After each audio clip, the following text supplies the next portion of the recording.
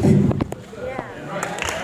It's a campaign that says no compromise, no retreat, and no fear. Yeah.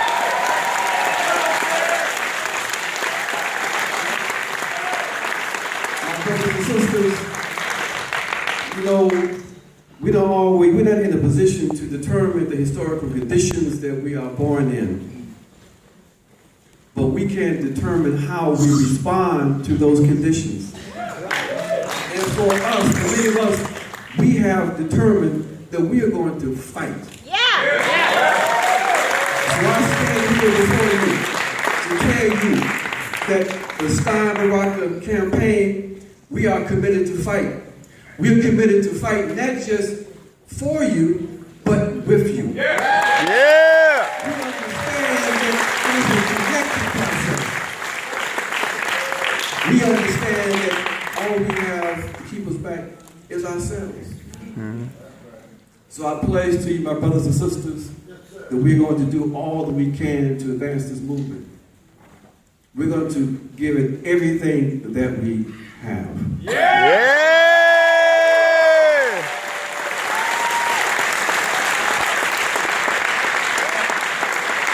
Yeah!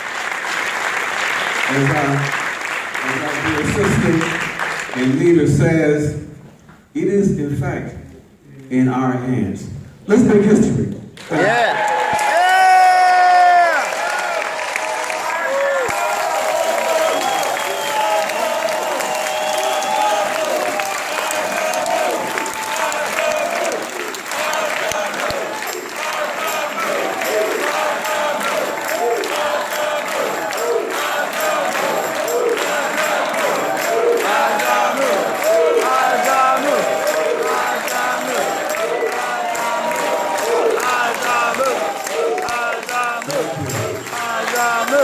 Thank you so much. Thank you so much. Now, my friends, it is indeed my honor, my pleasure, to bring before you someone who really needs no introduction. Someone who has been a freedom fighter all her life. Someone who I've seen work night and day for all of us. Someone whose dedication is something to be admired. I've been on this adventure for just a couple of days. And I have even more respect for Dr. Stein. Mm-hmm. So, no more delay.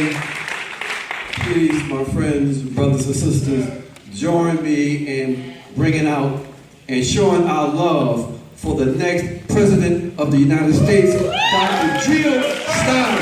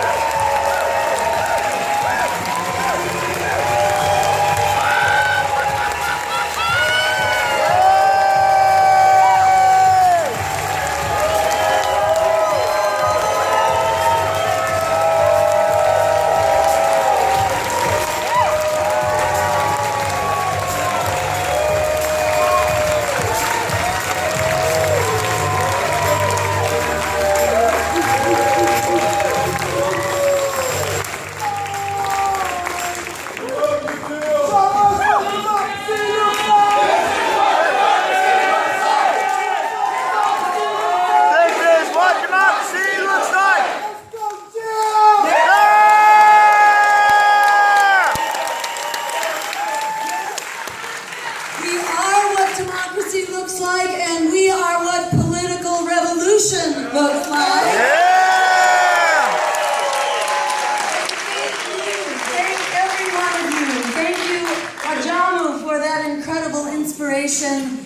Thank you to every one of you for being here and leading the charge for an America and a world that works for all of us.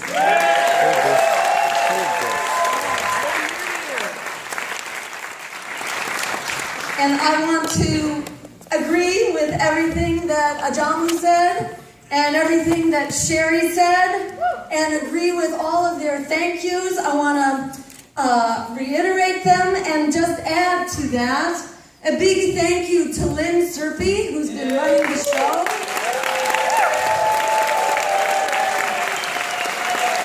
And a big thank you to Tama Yeager and to Hillary Kane and to the Harris County Green Party for making this amazing convention possible.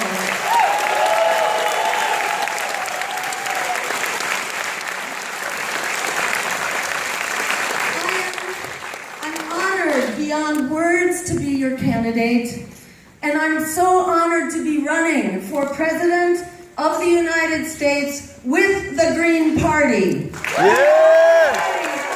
By and for the people. That is what we are.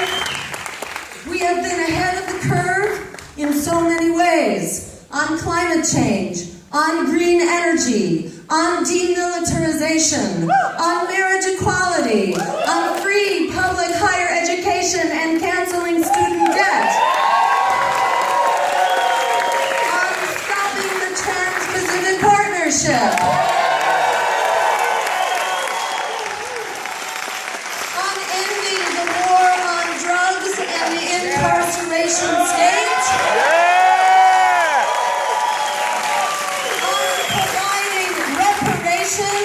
for slavery, opposing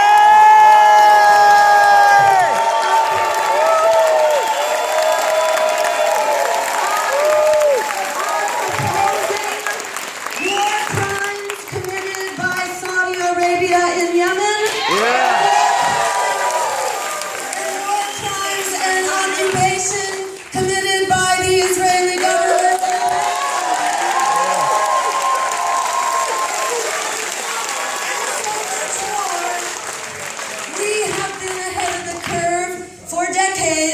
And all of a sudden, that curve is catching up to us big time. I want to again recognize the heroes who have kept the party going through thick and thin. So again, stand up if you are part of a state, local, or national Green Party organization, and a big thank you.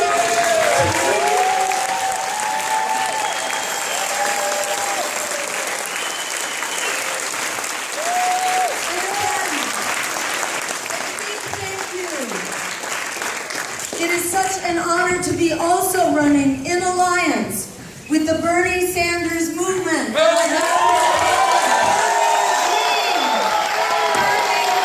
we are burning green together. We all need such a debt of gratitude for lifting up this revolution that has been smoldering for decades. You broke through the media blackout. Shut down by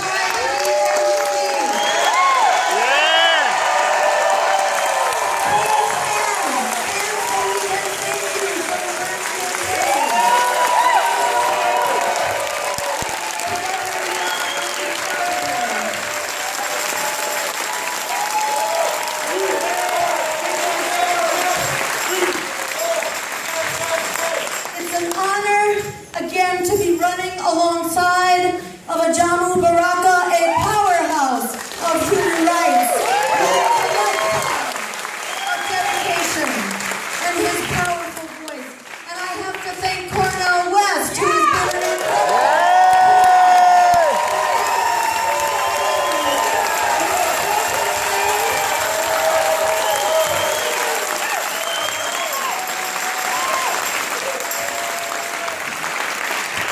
It's such an honor to have him in one of our two first commercials. Speaking to the world, I don't know if people have seen him yet, but he made such a powerful speech, which is out there now on the TV.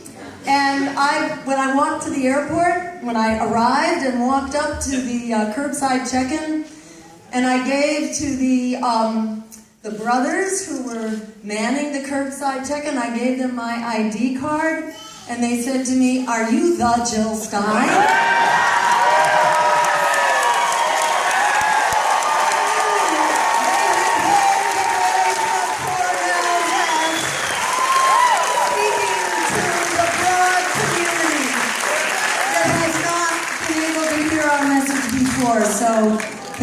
brother. I am so inspired to have religion on this campaign.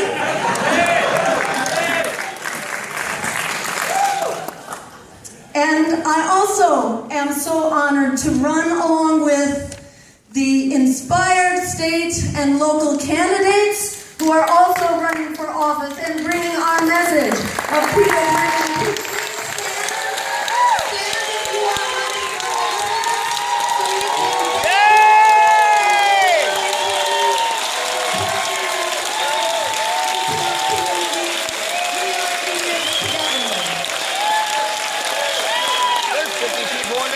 For office. All those people saying the Green Party doesn't have candidates.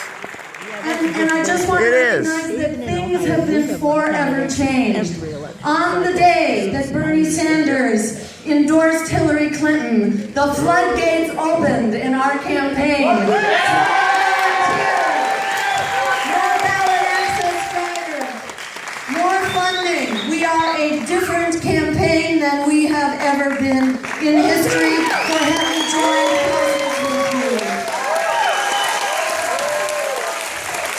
It is such an honor to be your candidate in this historic moment of unprecedented crisis and unstoppable momentum for transformational change. We have not only an historic opportunity, we have a historic responsibility to be the agents of that transformational change. As Martin Luther King said, the arc of the moral universe is long, but it bends towards justice. I know that arc is bending in us and through us right now. We are the actors in something that is much bigger than us as we struggle for justice, peace, community, and healing. Yeah!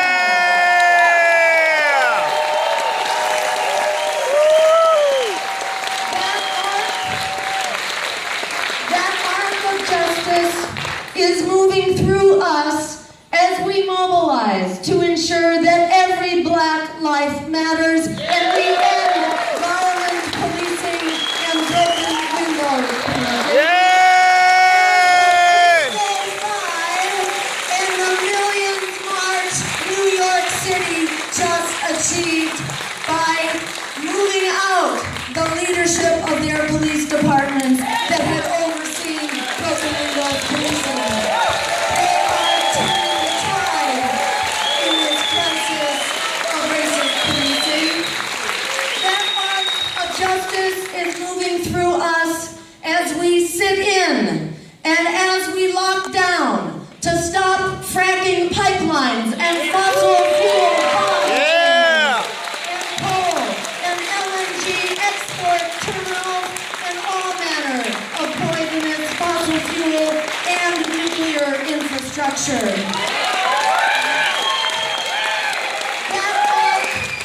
That arc of justice was moving through us in Philadelphia like I have never seen. In the city of brotherly love, it was overrun by love in the streets, even inside of the DNC, as the Sanders campaign broke away from that corrupt and backstabbing DNC.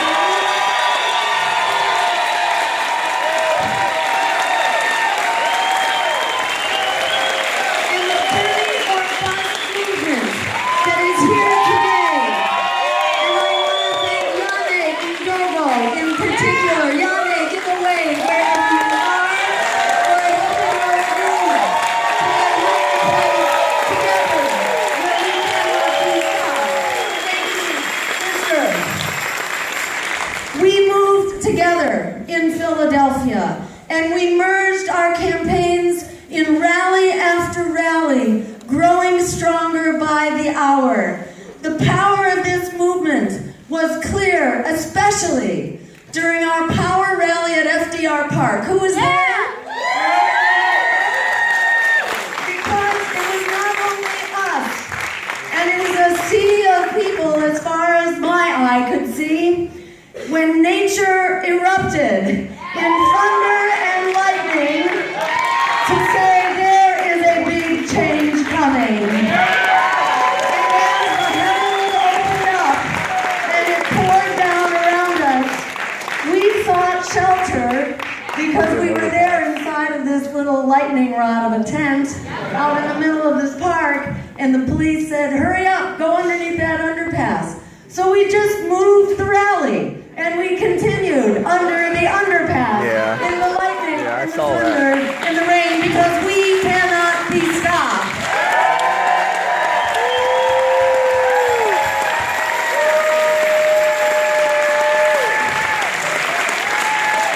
So, here we are in this movement for justice and democracy that is sweeping the planet, from living wage campaigns to our fossil fuel blockades, and the fight to end mass incarceration, and to cancel student debt, and to restore the rights of immigrants and indigenous people, and LGBTQ, and women, and disability rights. Across the globe, we are part of a movement that is rising up like we have not seen for generations. Because we are facing an unprecedented crisis that demands transformational solutions and a new way forward based on democracy, justice, and human rights, and that will not come from corporate political parties funded by predatory banks, war profiteers, and fossil fuel giants.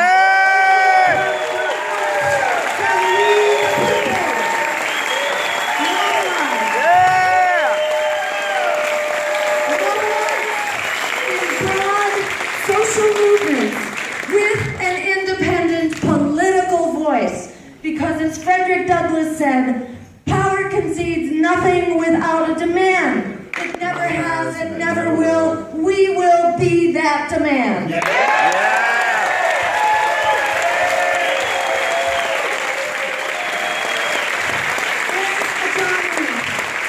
As Ajamu was saying, we're told it's a recovery, but in fact, it is still an emergency. Those good jobs we lost have been replaced by part-time, low-wage, temporary, insecure jobs. A generation of young people is locked into predatory student loan debt.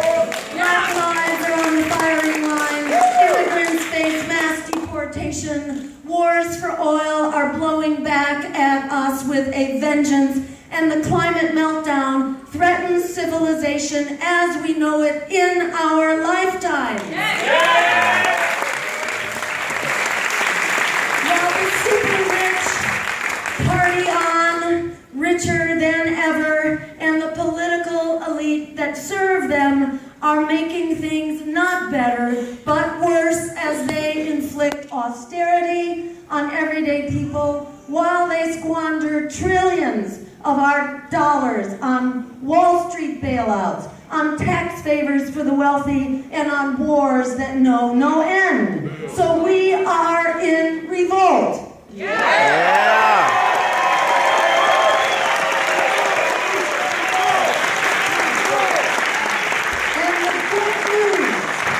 the good news they don't want you to know is that we actually have the power to turn this around the minute we stand up with the courage of our convictions. Because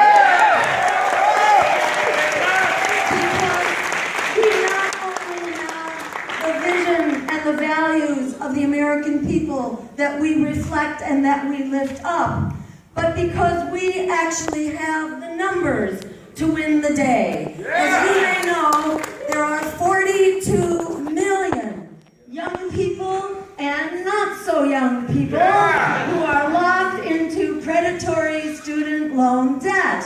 That is a winning plurality of the presidential vote. And there is only one place that those votes can go, and you are looking at it.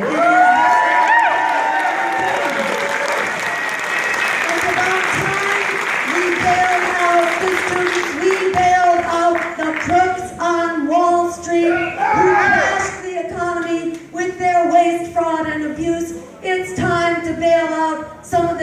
victims of that abuse, a generation of young people.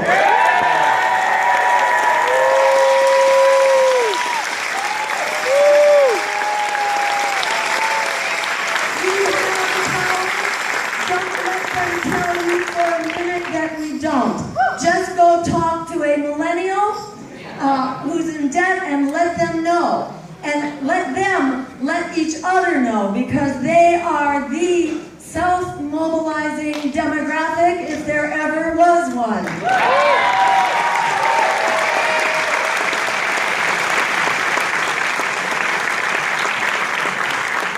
We also have the power to fix the other things that ail us. And by the way, ending student debt, canceling it, is our way forward. This is the gateway issue, because who is it that actually leads the way forward on transformational change? Whether it's the immigrant rights movement, whether it is the Black Lives Matter, or the climate justice movement, or the peace movement, or the women's, or the LGBTQ movement. It has always been the younger generation that leads us forward. We need to liberate the younger generation.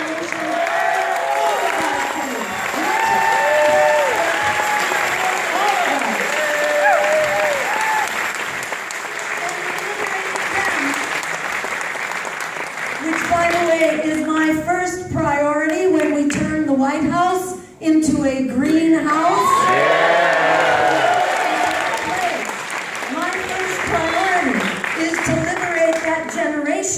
Who can then take us forward on all the other issues we are fighting for justice.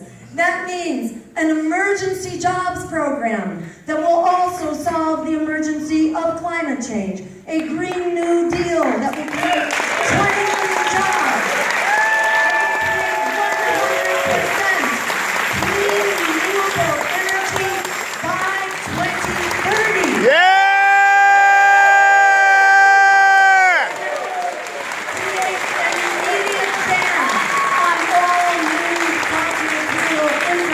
Yay!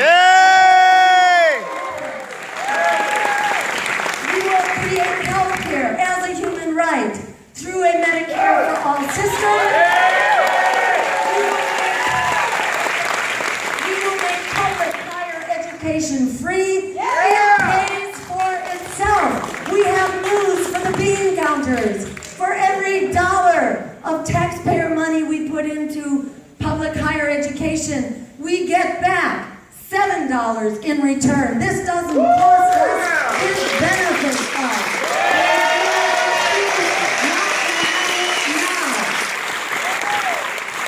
We support the disabled members of our community to ensure that they have full support, the treatments they need, the housing, the health care, and the jobs to enable them to be fully contributing members of our society and to respect their dignity. We will revive public education and fully fund it. And ensure that our young people come to school ready to learn. That means healthy. That means nourished with healthy food, not in food deserts. And that means free from poverty, the biggest obstacle to education. Yay! We will end high-stakes testing to education, particularly for children's learners, and we will put an end to the school-to-prison pipeline.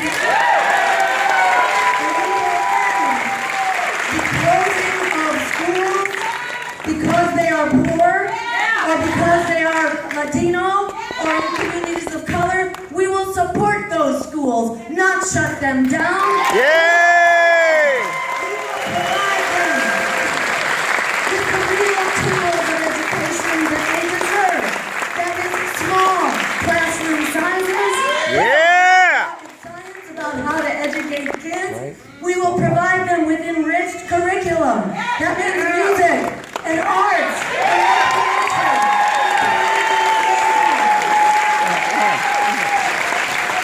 we will be for our kids, make the advocates and education reform are doing for their kids.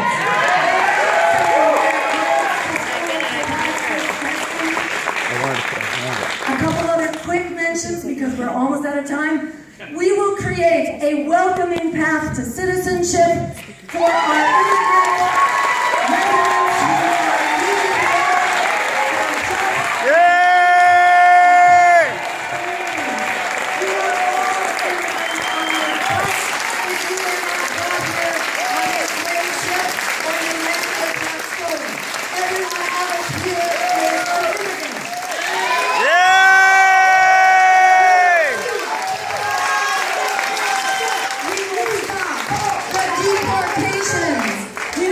The deportations, the detentions, and the night raids, which are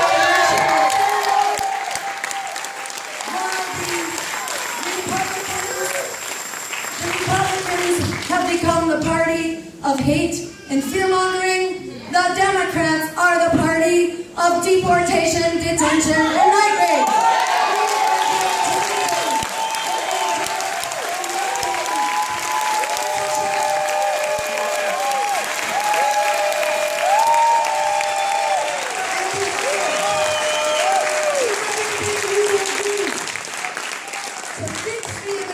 Crisis is to stop causing it in the first place.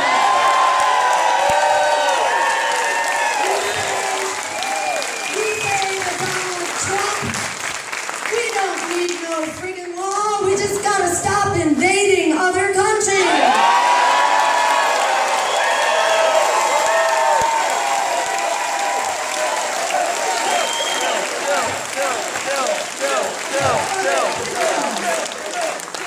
We can end the scourge of racist violence and brutality, not only in policing, but in our courts and in our prisons, and in the economy at large. And we can start by ensuring that every community has a police review board so communities can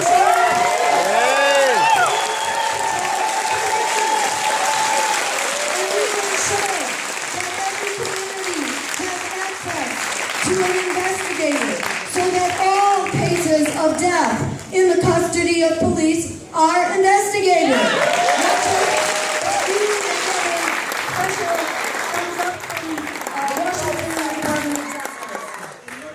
And we call for a Truth and Reconciliation Commission so we can get to the bottom of this crisis of racism and to provide reparations to acknowledge the enormous debt owed to the African American community for the unimaginable price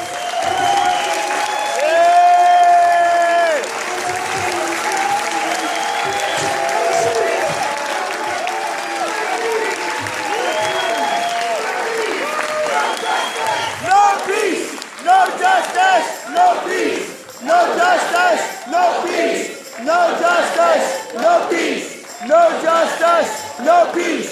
No. He will end the assault on our privacy, on freedom of the press, on the free internet. We will end the war on whistleblowers. We will free Leonard Peltier. Yeah.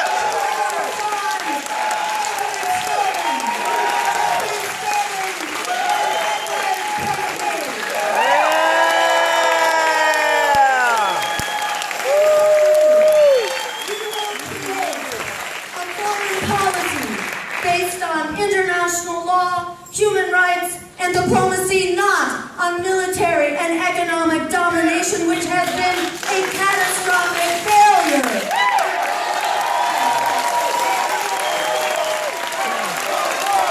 No more war! No more war! No more war! No more war! No more war! No more war! No more war! No more war! No more war! No more war! No more war! The American people deserve to know the truth about these wars. Since 9/11, they have cost us $6 trillion when you include the health care expenses of our wounded veterans. $6 trillion of $75,000 per American household for wars that have not made us safer, that have only increased the terrorist threat, that have created failed states, and have created mass refugee migrations that are tearing apart the Middle East and Europe.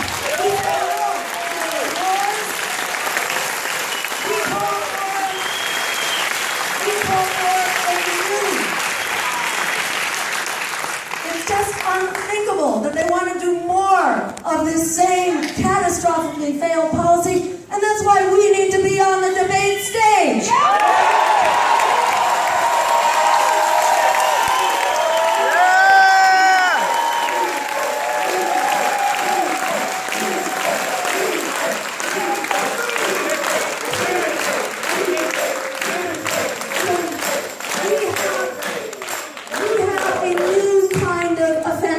For the Middle East. It's called a peace offensive. It starts with a weapons embargo, since we are providing the majority of weapons to all combatants and to all sides. We can shut down the flow of weapons to the Middle East. We can also shut down the flow of funding, which is coming largely from our allies, who have been partners with us in this, what shall we say, schizophrenic war on terror. Because with one hand, starting back in Afghanistan, where we and the Saudis created this great idea of the global terrorist enterprise that was created in order to help the Mujahideen fight against the Soviet Union. Well, this has come back to bite us in a very big way. And it's starting to shut the whole enterprise down. Because with one hand, we and our allies are fighting it, but with another hand, we and our allies have been funding it, training it, and arming it. According to even Hillary Clinton herself, whose leaked memos from the State Department revealed that in Hillary Clinton's estimation, the Saudis are still the major funder of Sunni jihad forces around the world. We started this, we can shut it down. That is our answer to ISIS and to